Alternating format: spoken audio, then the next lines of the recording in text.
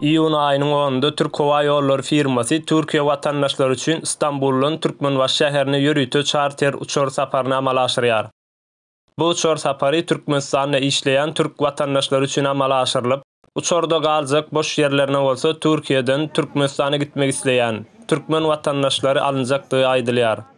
Ýurduna gitmek isleýän Türkmenistanlar üçin ýollaryň ýapyk durmagy halkda uly näradyklyklar we soraw alamatlar döredýär.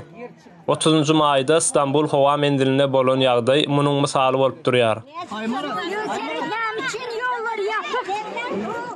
Watandaşlar tarapyndan ýollar näme üçin ýapyk, biz näme üçin öz ýurdumyza gidip bilemizok diýilip soralan sorawa konsul işgäriniň hiç bir jogap berilmän. Onuň tersine şol soraw soran watandaşlaryň garşysyna, olaryň mertebesine degiji sözler bilen sorawa jogap bermekden gaçynýarlar.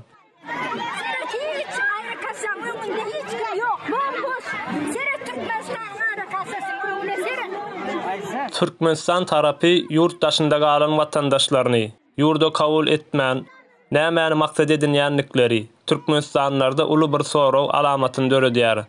Hem de olaryň gadaplanmagyna sebäp bolýar.